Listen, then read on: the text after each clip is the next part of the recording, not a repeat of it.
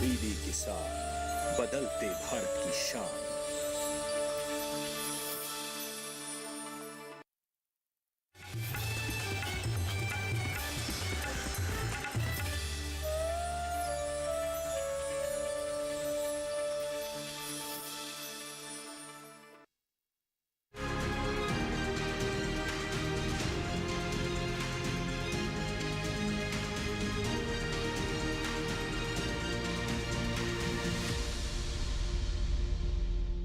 नमस्कार, स्वागत है आपका कृषि दर्शन में। मैं हूं अंजू सिंह।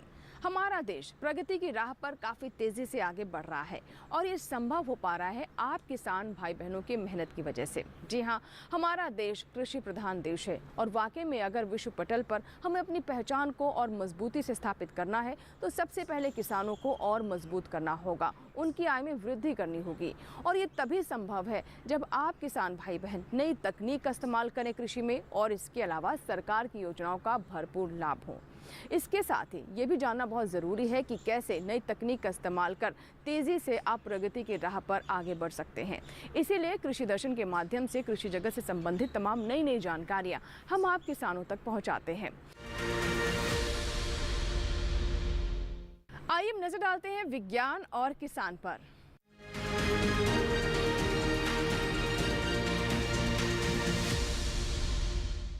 विज्ञान और किसान में आज हम आपको बताएंगे मत्स्य पालन के बारे में। जी हाँ, अगर हमारे किसान खेती के साथ साथ मत्स्य पालन भी करते हैं तो उनकी आय में और वृद्धि होगी। इसके साथ ही साथ वो कई ऐसी योजनाएं चल रही हैं जिसका लाभ उठा सकते हैं। लेकिन मत्स्य पालन की ओर कदम उठाने के साथ ही साथ इससे जुड़ी बुनियादी बातों को जानना भी बहुत महत्वपूर्ण है ताकि किसानों को किसी तरह का नुकसान ना हो और ज़्यादा से ज़्यादा लाभ वो इससे प्राप्त कर सकें। आइए जानते हैं मत्स्य पालन से जुड़ी बुनियादी बातों के बारे में।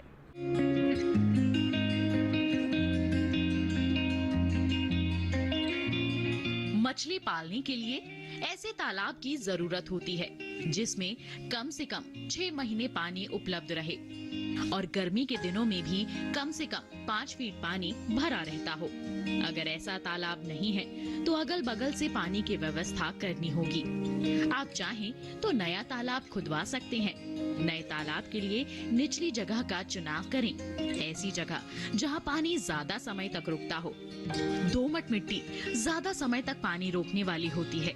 वैसे तो छोटे तालाब में मछली पल जाती है, लेकिन अगर कम से कम आधे एकड़ का तालाब होगा तो मछलियों की बढ़वार अच्छी होगी। तालाब आयताकार हो और चौड़ाई के मुकाबले लंबाई 3 गुना होनी चाहिए। तालाब की तलहटी में पेड़ की जड़ या पत्थर को ना छोड़ें। आगे चलकर ये मछली पकड़ने में रुकावट बनेंगे। अगर तालाब में पानी भरने के लिए नदी, नाला या नलकूप हैं, तो 5 से 6 फीट की गहराई काफी है, वरना ये 10 से 11 फीट रखनी होगी। मछली का बीज छोड़ने से 8 से 10 दिन पहले तालाब में गोबर और चूना डालना है। इससे मछलियों के लिए प्राकृतिक भोजन तैयार हो जाएगा। 1 हेक्टेयर के लिए 40 क्विंटल सड़े गोबर की जरूरत होती है। इसे एक साथ नहीं बल्कि हर माह थोड़ा थोड़ा करके डालते रहना है। शुरू में 8 क्विंटल, इसके बाद हर माह 4-4 क्विंटल। तालाब में चूना डालना बहुत जरूरी है, खास तौर से ऐसी जगहों पर जहां की मिट्टी अम्लीय है। महीन पाउडर चूना तब देना है जब तालाब सूख गया हो और सभी बेकार मछलियों को उससे निकाल लिया गया हो। तालाब में रासायनिक खाद भी देना जरूरी है। इसके लिए 80 kilo DAP, 50 kilo muriate of potash प्रति एकड़ की दर से डालें। इसे भी एक बार में नहीं देना है बल्कि हर माह थोड़ा थोड़ा करके देते रहना है। अगर आपके तालाब में सड़े गले पत्ते या इसी तरह की दूसरी चीजें आती हैं, तो फिर गोबर की मात्रा कम की जा सकती है। अब सवाल उठता है कि तालाब में किस तरह की मछलियां पालनी हैं। वैज्ञानिक खोज के बाद ये बात सामने आई है कि अगर 6 किस्मों की मछलियां एक साथ पाली जाएं, तो पैदावार ज्यादा होती है। इन 6 किस्मों में शामिल हैं कतला, मृगल, रोहू, सिल्वर कॉप, ग्रास कॉप और कॉमन कॉप। इन किस्मों को पालने से सभी तरह के भोजन का सही से उपयोग हो जाता है। वैसे भी इन मछलियों की आपस में दोस्ती होती है और बड़ी मछलियां छोटे बच्चों को नहीं खाती। तालाब में जगह सीमित होती है, इसलिए बहुत ज्यादा मछलियों का बीज डालने का कोई फायदा नहीं है। अगर बीज बड़े आकार का यानी 3 इंच लंबा है तो 1 एकड़ में 4000 बीजों की जरूरत होगी और अगर लंबाई 1 इंच है तो 10,000 बीज डालने होंगे। अच्छी बढ़त के लिए गोबर की खाद के अलावा पूरक आहार भी देना होता है। इसके लिए सरसों की खली और धान का कूड़ा समान मात्रा में मिलाकर सुबह शाम डालते रहें।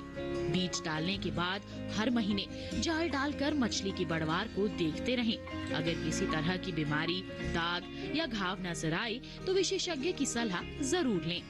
सुबह सूरज निकलने से पहले अगर मछली पानी के बाहर कूदें या हवा में मुंह खोलकर सांस लेने की कोशिश करें तो समझ लें कि पानी में ऑक्सीजन की कमी है।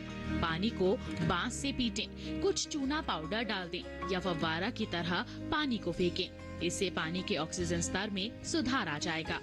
पानी का रंग गहरा हरा होने पर पूरक आहार और खाद देना बंद कर दें।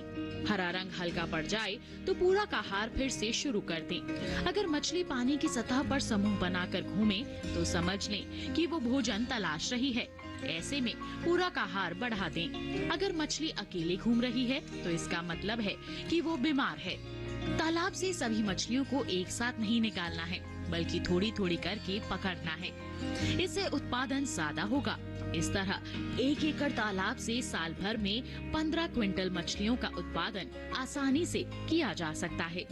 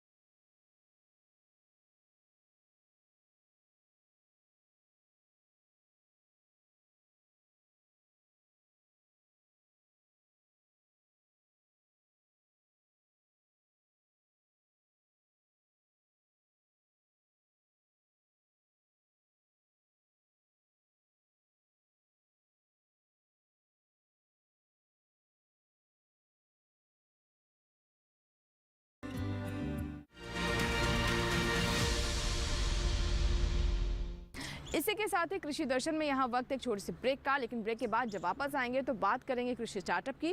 कहीं मत जाएगा, देखते रहें कृषि दर्शन। सुनिए सुनिए सुनिए, आपके गांव में फिर सजेगा प्रश्न मंच। आपके गांव में फिर सजेगा प्रश्न मंच।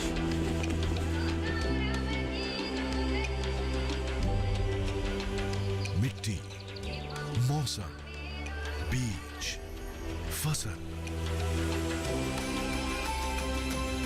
किसान को मिलेगी यहाँ हर सरकारी स्कीम की जानकारी। जो करके आएगा पूरी तैयारी, प्रश्न का उत्तर देकर बनेगा इनामधारी। मंच है तैयार, प्रश्न है तैयार और आप? मैं भी हूँ तैयार। मैं हूँ तैयार। हाँ, मैं भी हूँ तैयार। मैं भी तैयार हूँ। किसान प्रश्न मंच में आपका स्वागत। किसान प्रश्न मंच सीजन 2 हर रविवार रात 8:30 बजे डीडी किसान पर।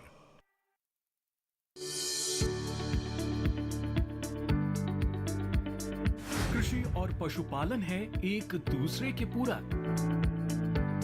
घर आंगन से लेकर व्यावसायिक फार्म तक, मुर्गी पालन से लेकर रेगिस्तान के जहाज तक। बीमारियों से अब पशुपालक ना हो परेशान। विशेषज्ञ करेंगे आपकी समस्या का समाधान। जुड़िए हमसे, पूछिए अपने सवाल। ईमेल के जरिए भी आप हमारे साथ जुड़ सकते हैं। हमारी ईमेल आईडी है ddkisanapc@gmail.com। हमारे टोल फ्री नंबर हैं 1800-113060 और 1800-113061। देखिए अपना पशु चिकित्सक हर रविवार शाम 6:30 बजे दूरदर्शन किसान चैनल पर।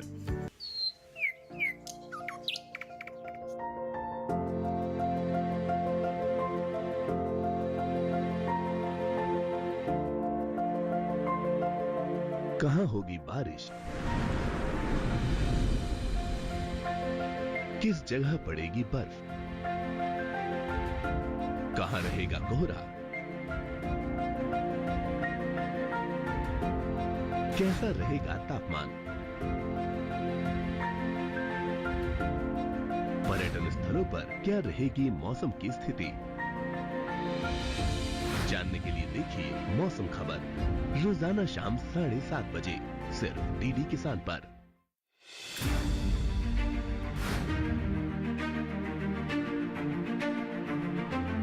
फसलों के भाव से लेकर उनकी आवक तक, पैदावार से लेकर बुआई के क्षेत्रफल तक, आयात से लेकर निर्यात तक,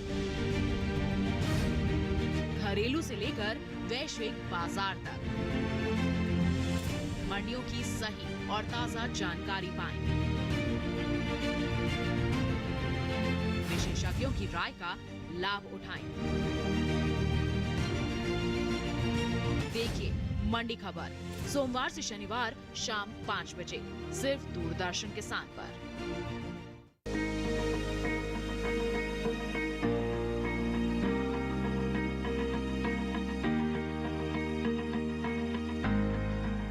घर के बगिया में छिपा है सेहत का खजाना। टेरेस गार्डनिंग से बनेगा घर ब्यूटीफुल और हेल्दी। क्यों ना गार्डन में उगाएं अपने फल फूल और सब्जियां, जिससे सेहत भी बने और छत की बगिया भी खिली खिली रहे। देखिए छत पर बागवानी शनिवार सुबह 9 बजे सिर्फ दूरदर्शन किसान पर। ब्रेक के बाद एक बार फिर आपका स्वागत है। आप देख रहे हैं कृषि दर्शन। आइए हम नजर डालते हैं कृषि स्टार्टअप पर।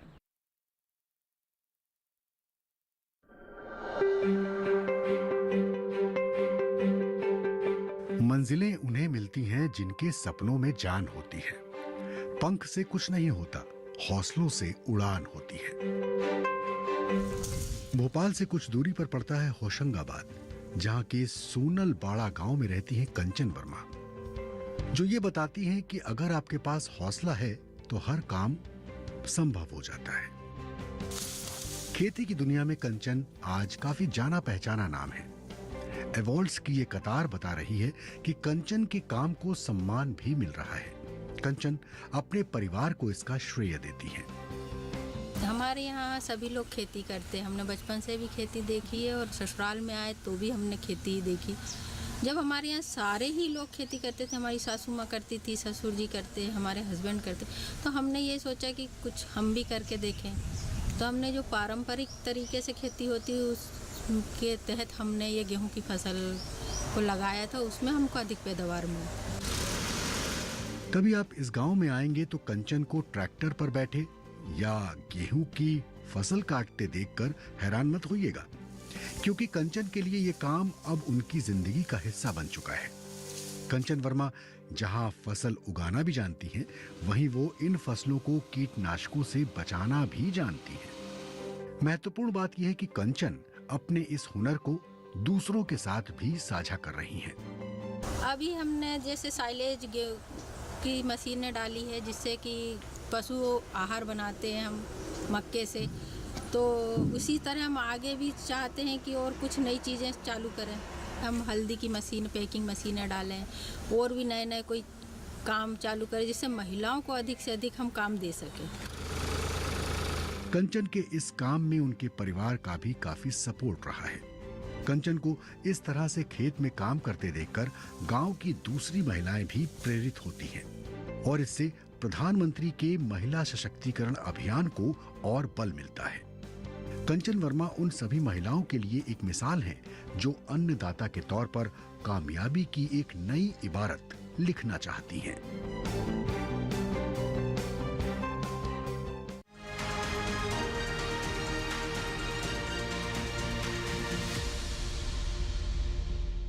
कृषि स्टार्टअप में आज हम आपको बताएंगे मशरूम की खेती करने वाले किसान के बारे में।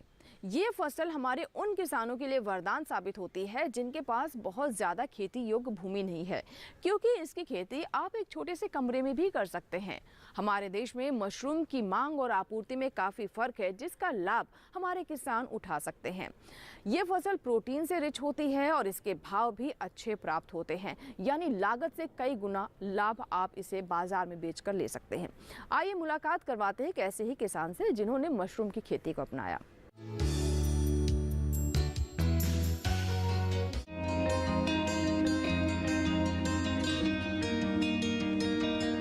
रस्सियों पर झूलते मशरूम के इन बैगों के पीछे एक कहानी छुपी है। आज हम इसी कहानी का लाइट, कैमरा, एक्शन करने वाले हैं। मिलिए अमर पड़वाल से। आज से कुछ दिन पहले तक ये फिल्म इंडस्ट्री में काम करते थे। ये आज खेती कर रहे हैं और ऑयस्टर मशरूम उगा रहे हैं। खुद का रोजगार शुरू करने की इनकी चाहत को फिल्मों की चकाचौंध भी नहीं रोक पाई। 10 साल फिल्म इंडस्ट्री में काम किया है। उसके बाद लॉकडाउन लग गया, आपको तो पता ही है। लॉकडाउन में ये ख्याल आया कि यार कुछ तो एक सेकेंड इनकम सोर्स होना चाहिए, और मेरी पैदाइश हुई थी फार्मिंग बैकग्राउंड वाले घर में, तो फार्मिंग में ही कुछ बिजनेस करना है ये पहले से तय था। तो लॉकडाउन से पहले 3-4 साल और लॉकडाउन के 3 साल, ऐसे लगभग 6-7 साल मैंने ढूंढना शुरू कर दिया था कि मुझे फार्मिंग में क्या बिजनेस करना है।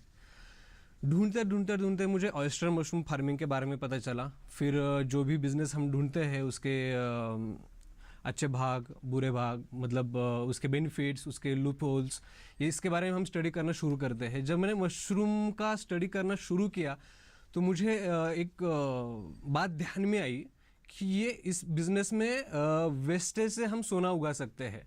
जैसे कि इसका रॉ मटेरियल है फार्मिंग वेस्ट, इससे निकलता है सबसे बढ़िया जो जिससे हम मीट को रिप्लेस कर सकते हैं, चिकन को रिप्लेस कर सकते हैं, बट है प्योर वेजिटेरियन वेगन प्रोडक्ट। उसी दौरान मुझे कृषि विज्ञान केंद्र नारायणगांव के बारे में पता चला। वहाँ जाके मैंने संपर्क किया तो वहाँ पे मुझे श्री डॉक्टर दत्तात्रेय गावड़े सर से मेरी मुलाकात हुई और उन्होंने मुझे जो गाइडेंस दिया उसके बाद ये कंफर्म हो गया कि मुझे यही बिजनेस करना है। फिर सितंबर 2020 में इसका मैंने एक्चुअल प्रोडक्शन करना, ट्रायल करना शुरू किया। पौष्टिक गुणों से भरपूर मशरूम में प्रोटीन, विटामिन, फैट, कार्बोहाइड्रेट और खनिज लवण बड़ी मात्रा में पाए जाते हैं। साथ ही इसमें औषधीय और एंटीऑक्सीडेंट गुण भी होते हैं। अधिक प्रोटीन के कारण ही इसे शाकाहारियों का वरदान माना जाता है। ऑयस्टर को ढींगरी भी कहा जाता है। ढींगरी का मतलब है जीव। चूंकि ऑयस्टर मशरूम जीव की तरह ही बैग से बाहर निकलती है, इसलिए इसका नाम ढींगरी रखा गया है। तो ये करना था मुझे मेरे गांव में, जो बॉम्बे पुणे से लगभग 100 किलोमीटर की दूरी पे है। तो सबसे बड़ा प्रॉब्लम था मार्केटिंग। स्टार्ट करने के बाद जैसे मेरा प्रोडक्शन स्टार्ट होने में लगते हैं 45 डेज। इसके 45 डेज में चैलेंज था मेरे सामने कि इसका वेंडर ढूंढे, जो मैं सक्सेसफुल हुआ और मुझे पुणे का एक वेंडर मिला जो मेरे यहाँ पे आके मेरा मटेरियल लेके जाता था पुणे में और वहाँ पे वो सेल करता था। इस तरह से इसका सेल हुआ। ये जो बैग है, एक बैग बनाने में मुझे लगभग 50 से 55 रुपए का खर्चा आता है। और इस एक बैग से मुझे लगभग समझ लिए 1.5 से 2 किलो का प्रोडक्शन मिलता है। और इसका अब भी इसका मेरा 150 रुपये केजी पर केजी का रेट मुझे मिल रहा है, उसमें सब खर्चा इंक्लूडेड है। तो लगभग अगर काउंट करें तो 50 से 55 रुपए की लागत में मुझे 300 रुपये का प्रोडक्शन मिलता है। अमर ने नारायण गांव कृषि विज्ञान केंद्र से मशरूम उत्पादन का प्रशिक्षण लिया। यहाँ के वैज्ञानिक डॉक्टर दत्तात्रेय गावड़े का कहना है कि विश्व में शिटाके मशरूम के बाद ढिंगरी ही सबसे ज्यादा पसंद की जाती है। अमर ने इन्हीं से मशरूम उगाना सीखा। यहाँ के किसान भाई जो महाराष्ट्र के हैं, बहुत सारे यहाँ ओस्टर मशरूम का प्रोडक्शन करते। अभी देख लिया तो ये ओस्टर मशरूम 4 प्रकार के मशरूम हम कल्टीवेशन कर सकते। तो उसमें बटन मशरूम है, ओस्टर मशरूम है, उसको धिंगरी भी बोलते। उसके बाद जो वाइट मशरूम है वो भी कल्टीवेशन कर सकते। उसमें शिटाके मशरूम के बाद ये जो हमारा ओस्टर मशरूम सेकंड नंबर पे आ जाता है। और इसका जो कंजम्पशन है जो पूरा वर्ल्ड का, तो उसमें सबसे ज़्यादा चाइना का है। और उसके बाद हमारा इंडिया में भी बहुत सारे लोग मशरूम का कंजम्पशन करते हैं। जो किसान भाई है इसको कम दामत में इसको प्रोडक्शन कर सकते। तो ये जो इसका कल्टीवेशन है तो लगभग 300 बैग का यहाँ हमारे यहाँ से केवीके से इन्होंने जब ट्रेनिंग लिया, जो कृषि और किसान मंत्रालय है उसके माध्यम से हम कृषि विज्ञान केंद्र में बहुत सारे ट्रेनिंग लेते। तो इसमें हमने ये धिंगरी मशरूम का फार्मर के लिए एक ट्रेनिंग रखा था। उसमें हमने यहाँ ट्रेनिंग देके जो फार्मर अभी ट्रेन हो गए तो उन्होंने ये प्रोडक्शन यहाँ पर चालू कर दिया। और ये अभी आप देख रहे हैं कि यहाँ पर समर में भी ये मशरूम का कल्टीवेशन कर रहे और इसका प्रोडक्शन लेके यहाँ पर जो मार्केट्स है तो उसको वो सप्लाई कर रहे। तो इसका जो बेनिफिट्स है वो फार्मर को भी अच्छी तरह मिलता है। मशरूम की शेल्फ लाइफ सिर्फ 24 घंटे है। रेफ्रिजरेटर में रख देंगे तो 2-3 दिन तक खराब नहीं होगी। वैसे आप चाहें तो धूप में सुखाकर इसे 12 महीने तक स्टोर करके रख सकते हैं। लेकिन सर्दियों और बरसात के मौसम में धूप कम होती है तो सुखाने में परेशानी हो सकती है। बाय प्रोफेशन मेरा मास्टर हुआ है हिंदी लिटरेचर में। मैं टीचिंग फील्ड में काम कर चुकी हूँ, लेकिन जॉब या नौकरी करना मतलब उतनी खुशी नहीं दे रहा था। खुद का कुछ करना है, खुद का कुछ होना चाहिए। और खेती से संबंधित हो तो उसकी बात ही कुछ अलग होती है। इसलिए मैंने उनसे भी ये कहा कि मुझे बहुत खुशी होगी ये व्यवसाय करते हुए, इसीलिए मैं उनसे जुड़ गई। मशरूम के जो फ़ायदे हैं उसमें सबसे बड़ी बात है डी विटामिन, जो सिर्फ हमें सूरज की किरणों से, मतलब सुबह की जो किरणें होती है उसी से मिलती है। वो सबसे महत्वपूर्ण घटक है, जो एकमेव सब्जी है जो मशरूम है, ऑयस्टर मशरूम, उसी से मिलती है। अमर को खेती शुरू किए महज 3 साल हुए हैं। अभी उनके पास 300 बैग हैं। हालांकि भविष्य को ध्यान में रखते हुए उन्होंने 800 बैगों की क्षमता विकसित की है।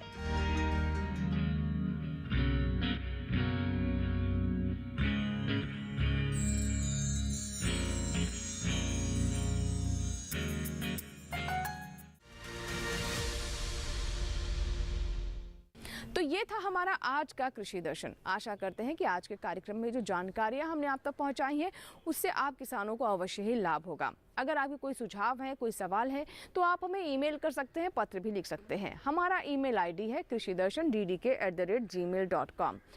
पत्र लिखने के लिए पता नोट कर लें। कृषि दर्शन, कमरा नंबर 58, CPC, दूरदर्शन, खेलगांव, नई दिल्ली 110049।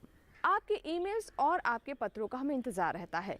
यदि किसी विषय से जुड़ा हुआ आपका कोई सवाल भी है तो भी आप हमें ज़रूर ईमेल करें या फिर पत्र भी लिख सकते हैं। चलते चलते एक और जानकारी दे दें कि आप कृषि दर्शन हमारे YouTube चैनल पर भी देख सकते हैं। इसके लिए टेलीविज़न स्क्रीन पर दिखाए जा रहे इस QR कोड को स्कैन करें और देखें कृषि दर्शन YouTube चैनल पर भी।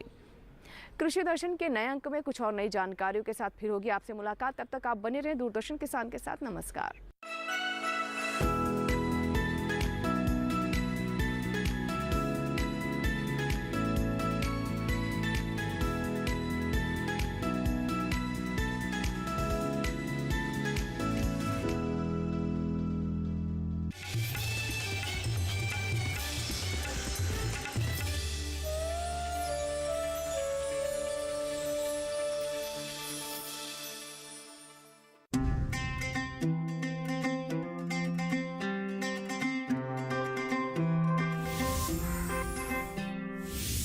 दुनिया की हूँ, कोई बच्ची नहीं, नई हूँ पर कच्ची नहीं। मानो या ना मानो तुम, कुछ बड़ा करने की है बारी यही, भविष्य देश का लिखने की तैयारी यही। बचपन से अब तक मेरी माटी ने दुलारा, आज मुझको है मेरे देश ने पुकारा। आज चल पड़े हैं हम सबके कदम, बदलने भाग्य देश का निकल पड़े हैं हम। आज चल पड़े हैं हम सबके कदम, बदलने भाग्य देश का निकल पड़े हैं हम।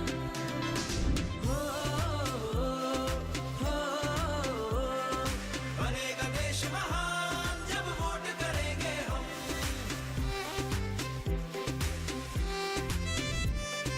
ये जीवन ये तन मन सब कुछ है तुम्हारा, आज मुझको है मेरे देश ने पुकारा। जो सोचे और ठाने तो करके दिखा दे, ऐसे है मेरे देश के फौलादी इरादे। आज चल पड़े हैं हम सबके कदम, बदलने भाग्य देश का निकल पड़े हैं हम।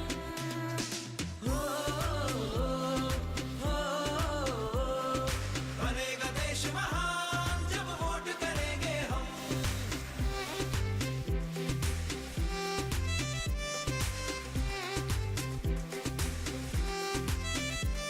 क्या तेरा क्या मेरा सब तुझ पे ही वारा, आज मुझको है मेरे देश ने पुकारा। अपनी यारों की खाओ कसम, बदलने भाग्य देश का निकल पड़े हैं हम।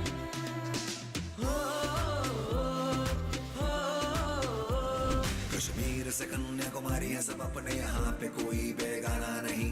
हम तो यहाँ पे सब देश के दीवाने, तो हमसे कोई टकराना नहीं। आवाज यही, अधिकार यही, आजादी का पुरस्कार यही, लोकतंत्र का पहले संस्कार यही, संस्कार यही। अपनी यारी की खाओ कसम, करेंगे अपना पहला वोट देश के लिए हम। ये जीवन फर्स्ट टाइम। जी सर। सब कुछ है तुम्हारा, आज मुझको है मेरे देश ने पुकारा।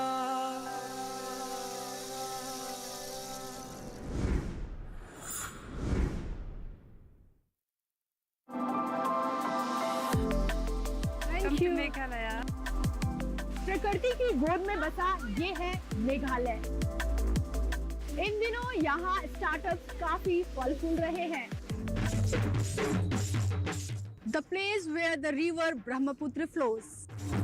हम जैसे जब तक आपका स्टिलेशन प्रॉपर नहीं होगा, आपका खाना सेफ नहीं होगा तब तक। किचन से ही हम इसे बना सकते हैं। हम लोग ब्लू टी भी बनाते हैं, व्हाइट टी भी बनाते हैं। फर्स्ट हैंड प्रोसेसिंग हम यहाँ पे करते हैं, जैसे कि क्लीनिंग हो गया, प्राइमरी क्लीनिंग हो गया, प्राइमरी हैंडलिंग ऑफ कार्केसेस हो गए। कृषि स्टार्टअप देखिए असम और मेघालय से 9 मार्च से 30 मार्च तक हर शनिवार रात 9:30 बजे और सोमवार शाम 4 बजे सिर्फ डीडी किसान पर।